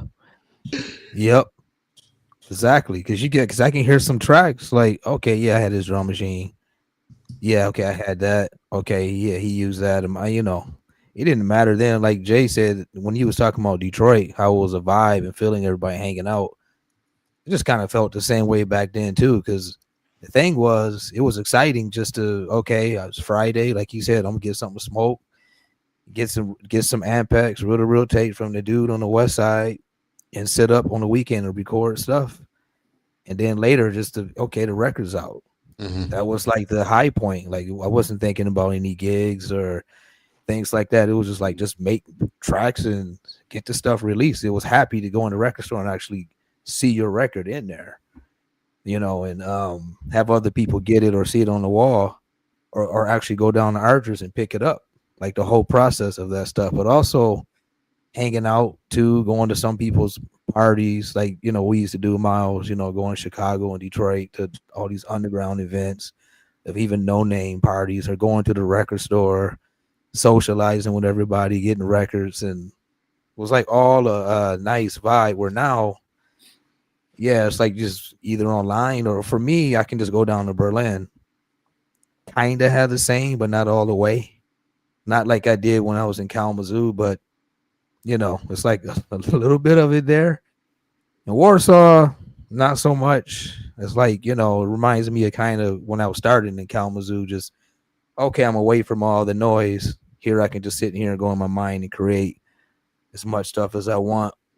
But there's a few things here, to do in Warsaw, like some clubs and some cool peeps over here that actually is about the music, and some of them surprisingly been around for a very long time, but they don't really release things. They just enjoy making music and being real about it, but still not like the old days of Kalamazoo. It was like something special back then. Yeah. No, that makes you think of one of the reasons why I started making music was I will tell you how we used to go to Chicago and visit the Loop record store, Mm-hmm. and Imports, etc. And at the time, Chip E worked at Imports, etc. So me and him became friends because I used to spend a lot of money at the record store, right? So I come in, he's like, Jay, what's up, man? Okay, he'd take me, this is hot. Oh, thanks, Chip, blah, blah, blah, blah. So one day I come in, he's like, hey, the store was packed. And he said, what's up, Jay, man, give me a minute, I'll be with you. And at the time, what was playing on the record player was Time to Jack. Time to Jack. Yeah. I'm sitting here like, what the fuck is this, right? I'm a kid, right? I'm like, what the fuck is it? Because it wasn't even out yet. I was like, I had never heard it. So he finally came to me and said, I said, dog, what's that playing? And he smiled at me and said, that's me, man. And I said, what? Because I knew he DJ. We talked and shit. Mm-hmm. So I was like, man, let me get the record. He said, that's just the right test press, man. I don't have it yet. If I would give you one, man. I said, dog, when you start making music? He said, got a hold of some drum machines, blah, blah, blah. So I went home, man, and I made me buy my first drum machine, the TR-505. Oh, the 505. That was the first dream. So because he kind of inspired me now, like, if he can DJ, I can do this shit too, right? Yeah. Yep. So I've got this drum machine. I'm learning how to make beats in this drum machine. And this one I ran into and I got introduced to Shake by our good friend Funkmaster Tony Jackson. And me and him got to talking, right? We was at a party talking. He said, yeah, man, I got a drum machine and we can MIDI it up and make music. And I was like, MIDI? What the fuck is MIDI, man? I don't know what the fuck is MIDI. He said, man, all we need is a MIDI chord and we plug in the drum machine and they run and sing. I had never seen that shit before in my life, right? So he comes over my place, man, brings the keyboard, dog, and he put a little step in it was the Poly 800, Korg Poly 800, and it's got a step sequencer in it. So he put some notes and shit and pauses and rest, whatever. And we turned it, synced them up, and he hit start, dog. And that shit bass line ran with the drum machine. And for me, that was my eureka moment, where I was like, the possibilities in this shit, right? Because you know, I played in bands before. I would, play bass guitar, and I hate it because when you got personal conflict and how the the direction of the band go, I don't want to deal with that shit. Now, what came to my mind was like, I don't need these motherfuckers no more. Hey, I quit the band. Hey, I can make music my own now, dog. That was a big eureka moment for me, man. Yeah. When I met Shake and shit. So that's when me and him started working out a lot. And man, I go back to this, and then because my journey, they say everybody's journey is not because of you, it's because of the people you've met and surrounded yourself with. Mm-hmm. And only way I got to my direction, Detroit, was through Shake. Yeah. If I would have never met Shake, who knows who I would have done with this shit, Mm-hmm. But Chippy's crazy though, man. Yeah. Okay, what'd you say, bro? Just shouts out to Shake, for real. Shout out to Shake, big little brother. Yeah, Shake. When is the last time you heard from Shake, Jay? I saw that he was going through some more changes. Well, Tyler went to saw him for his birthday. Oh yeah, Tyler. And he took a picture where he looking good, looking really good. Tyler said it looked like he was really good. Tyler, let us know in the chat what's going on with him, because I know he had another surgery. Something's what I heard. Yeah, Tyler's in here because he said something earlier. But he said he's doing good. Okay. Yeah. Oh, that's cool. Okay. That's cool. That's nice. Yeah, Shake is the man. We miss him. Miss him a lot. We miss him a lot, man. No, I mean, y'all don't understand. I was there to witness his journey, dog. Mm-hmm. His growth. I used to get jealous, man, because he's just so fucking talented. But he drove me, being so good, he drove me. Because that man, Shake was, man. Yeah, he's one of a kind. What was one of the most important work ethics you learned from Shake? Well, the one thing he got on me about all the time is, I like it, but it's not in key. I didn't have a good ear at the beginning. Mm-hmm. So I do shit that because I just didn't have a good ear. I just jacked, right? Whatever came out. Right. But he was like, I like it, but it's not in key. So that was something I worked on that helped me be a better, producer, is to learn how to get shit in key, or close to it to where it sounds playable. So you would consider Shake as perfect pitch? I think so. Okay. I think so, yeah. I mean, closest perfect that I know. Mm-hmm. Yeah, I mean, Damn, that's a good artist name, Roberto. Perfect pitch. Perfect pitch. Yeah, I have a friend of mine that plays keyboard. I always get his ear too, and he's perfect pitch, and I always let him listen to something. He say, you have to bring it up maybe 2 or 3 cents or down. Yeah. Like this. I mean, just right on, and whatever he said was right on point. I was like, damn. Yep. Perfect pitch. DJ Perfect Pitch. Mm-hmm. Y'all go, guys. Somebody better pick that name up. There you go. Big shout out to Nathan Johnson. Yeah. But also I got from him is kind of a work ethic too.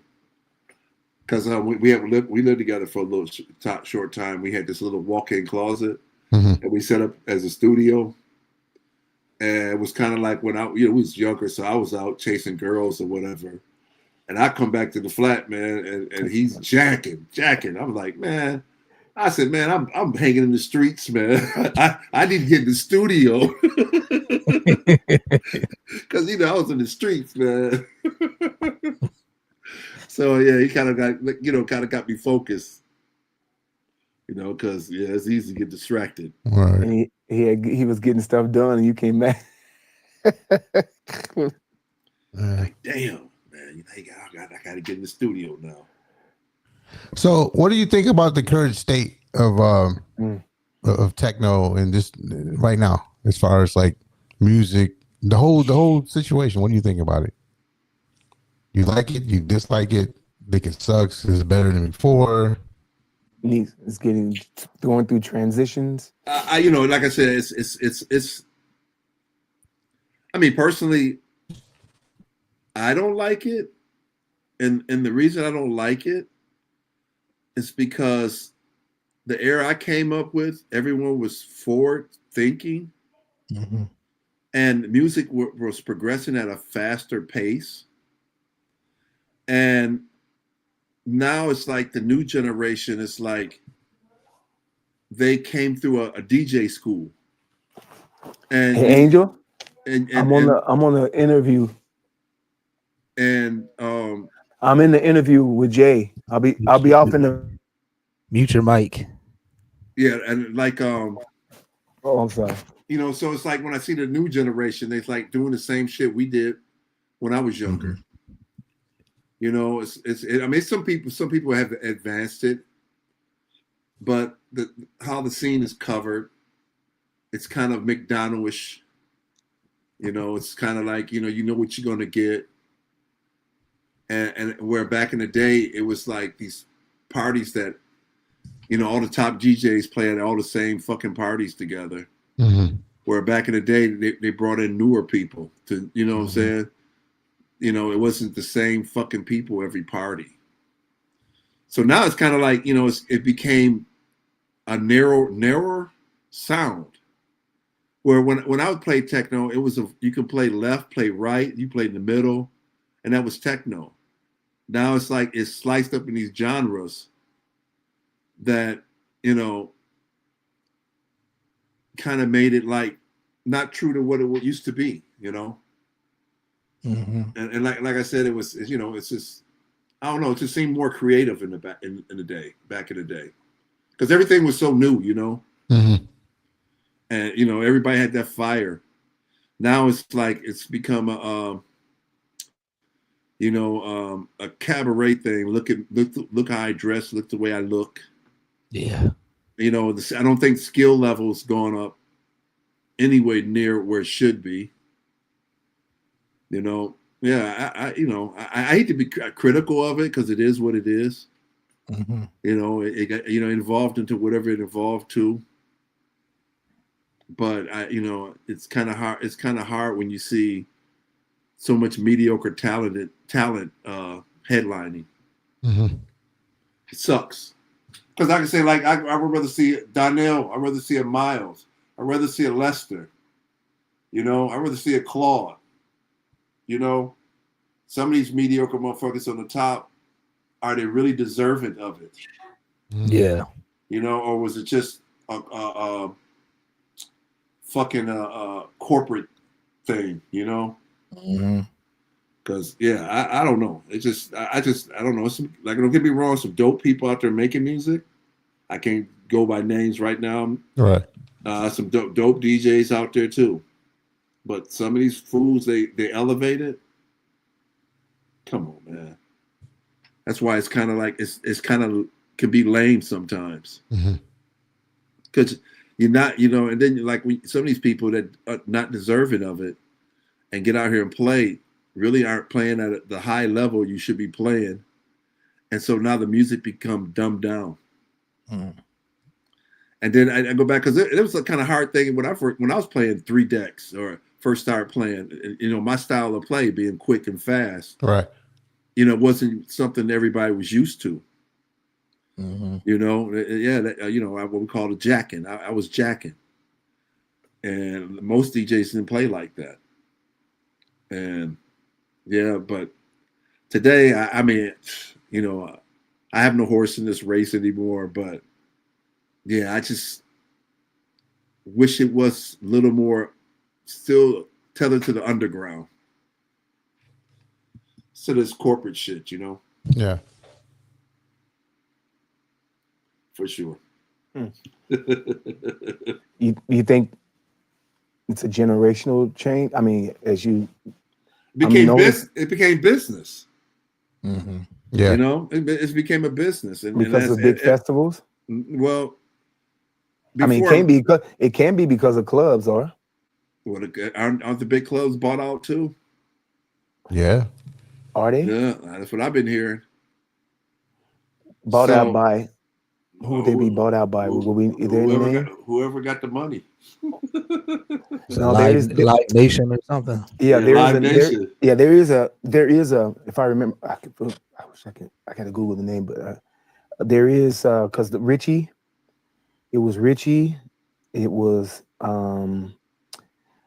Swin and a few others are down in their fees, and because of these big corporations that has bought into these festivals and given him this money, and guys getting paid all this money that Jay you're talking about, and legends, so many legends and friends in this chat also. Yeah, and so I'm gonna have to Google that name again, because there's a big conversation about these people that are contributed also to America's Guns. These big agencies. Yeah, right. These big agencies that's providing all these funds for these big festivals are also contributing money to these. I've seen that. Mm-hmm. I've seen that. Crazy. Have you ever worked with Richie at all? Well, I got offered something from him at one time. Okay. It was kind of after the incident. Shit, I don't know if I should talk about this. Feel free. Uh-oh. Jay, if you don't feel like it, if you don't think you should, then yeah, don't worry about it. Yeah. No, I just, no,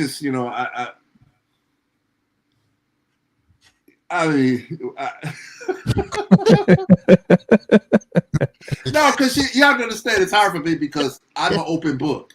Right. Mm-hmm. I mean, when I do bad, I'm okay looking at my bad, you know. So it's kind of like because I think you can, if you don't kind of tell a whole story, things can get out of context. You know what I'm saying? It's so true. If you just start picking shit, instead of being all well. Anyway, I'm gonna go back to the story. It happened with an incident when I slammed Richie Hawtin. Yeah, and it's not one of my proudest moments because I was, go back to remember I was young, to testosterone level. You know how you are when you're young, going to beat everybody up. Killer of techno. Don't mess around with that Jade. Don't mess around with Black Nation. No, it's stupid because I say it's a stupid story because I didn't have to do what I had to do. I did to him. And how the story goes, man, at the Shelter, this club in Detroit, DJ Blackout was playing before Richie. And this is before my record Fade to Black even came out. And he's about to play the white label. So I'm just, partying and shit. Then Richie took over and DJ Blackout came to the booth, went straight to me and says, "Man, Richie told me don't play your record." What the fuck? Why would he say that? That seems kind of weird. It's my break, my first record, and he said another DJ don't play it. Okay, I left it as that. So now I'm in the UK with Derek for those 3 months. And Alan Odom at Jackass. I know he y'all friend and shit, but that motherfucker ain't no friend of mine. That's for damn sure. But anyway, he did this newsletter, and in it he did an interview with Richie Hawtin, and Richie Hawtin took a slide at the Detroit guys saying they're not making music you could dance to. I was like, wait a minute, and Derek and them brought Richie in. I'm like, man, I'm not even from Detroit, and I find that insulting, right? So we get back and shit, and I talked to all the guys and shit about it. They said, yeah, that was kind of fucked up. I said, man, y'all not gonna do anything about it? I'm not even from here, man. I want to beat his ass, right? Make a long story short, we had some party. I think it was at the some art museum. And it was like, who was there? Octave, Lenny Lawrence, Claude, Shake, Marty. It was a few other guys there, right? And they're all like standing against the wall, and I'm talking to them, right? And then all they said, "Uh-oh, Jay, don't look behind you. Here come Richie." And they start laughing and shit, right? So Richie walks up. "Hey guys, how you doing?" I'm like, "Oh man, this motherfucker, right, man?" Well, you know, and everybody looking at me because they know what I've already said and shit, right? So you know, I'm telling you that young, that testosterone. So I pulled Richie. I said, "Richie, let me holler at you for a minute." So I pulled him from the group, man. And I was like, "Look, dude, dog, why you telling another DJ not to play my record? That's fucked up, man." And then now, you know, the testosterone is like pumping in me now. So I said, "Dog, don't you ever tell another motherfucking DJ to ever not play my fucking record, right?" So now the testosterone is like pumping in me, man. So when I looked around, everybody looking at me smiling. So I was like, I got to do something, right? No, he didn't. Man, I picked his ass up and slammed him on the ground, dog. And it hit the ground and bounced, and he had glasses on. His glasses bounced off him and shit. And he was shocked that I did it to him. I said, "Man, you ever tell another fucking DJ to not to play my record, I'll fuck you up." Okay. Like I said, not one of the proudest moments in my life. and so now we fast forward, man, years later. Oh no. So no, he sent, I forgot this because he's sending Kenny Larkin, because Kenny Larkin, remember, he's doing shit for Plus 8. Mm-hmm. So he sent Kenny Larkin over. He said, "Hey man, Rich wanted to see if you do a record for him." Man, I go back to this, like, you ever seen the Dave Chappelle show where Keeping It Real goes wrong? Yeah. Man, fuck that nigga, man. I'll never do. Man, fuck him. Right? Which I should have been great for my career if I could throw Plus 8 release on my resume, right? I know. But I do stupid shit like that sometimes. I'll be honest with you, right? Yeah. Man. So, but I end up years later, I'm playing in Malta, and me and Claude and shit. And the next night, Advent and Richie's playing. So that they were already in town when we got there, but I didn't run into them. So me and Claude was up on the roof of this hotel and shit, chilling and shit, watching over, you know, Malta the island, looking at the water and shit. So I'm like, man, I'm finna, my girl, she's sleeping, man. I'm finna go to bed. Man, I was like in the hotel room 5 minutes. Claude calls me, say, "Hey man, come back up. Somebody want to see you."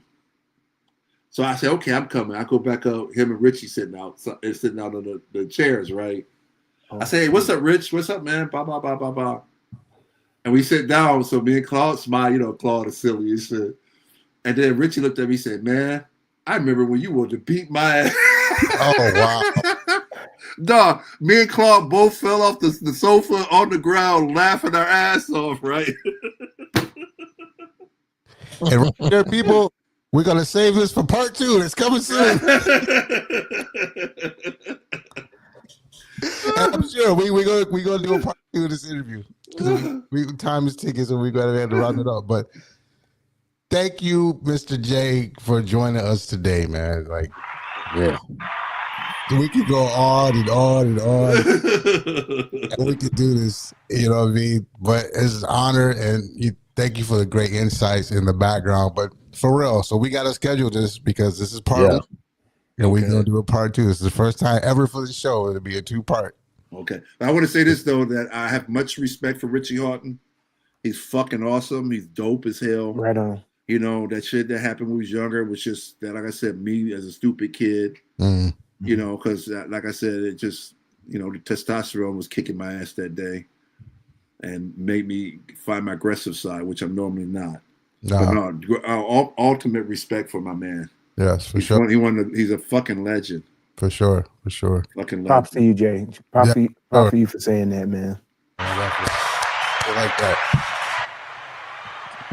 So we also like to thank Mr. Roberto for coming in today, man. Bird in the house, baby. Bird. That's my guy, Bird, man. I appreciate y'all. You know I love you to death, Jay, and we Love miss you too, man. brother. Love you too. You know man. we miss you, right? You know that, right? Yeah.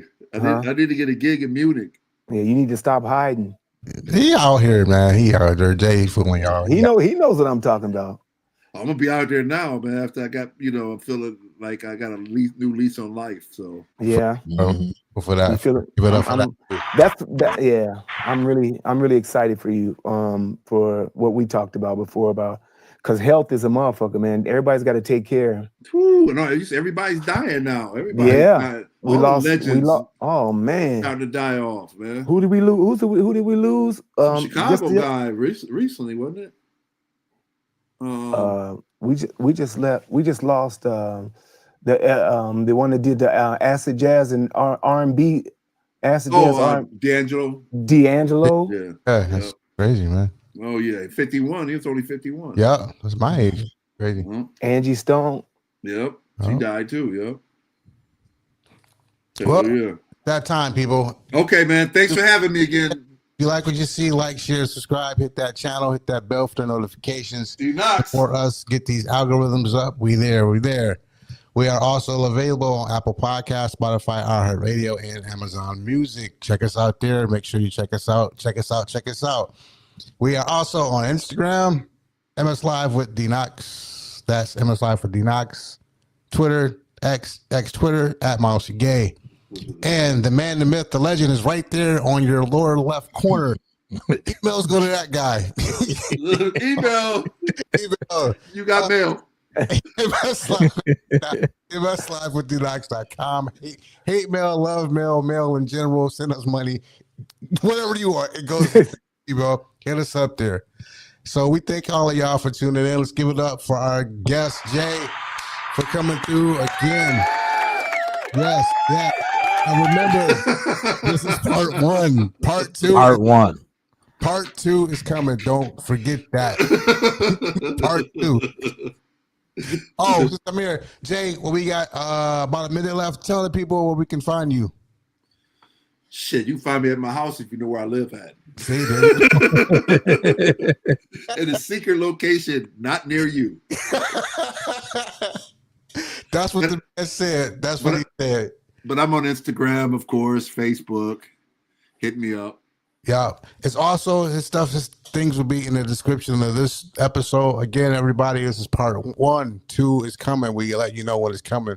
So we might have to put that one behind the paywall. So, get some dough. But until then, everybody, thank you for tuning in. Let's live. We'll see you again. All right. Soon. Peace, y'all.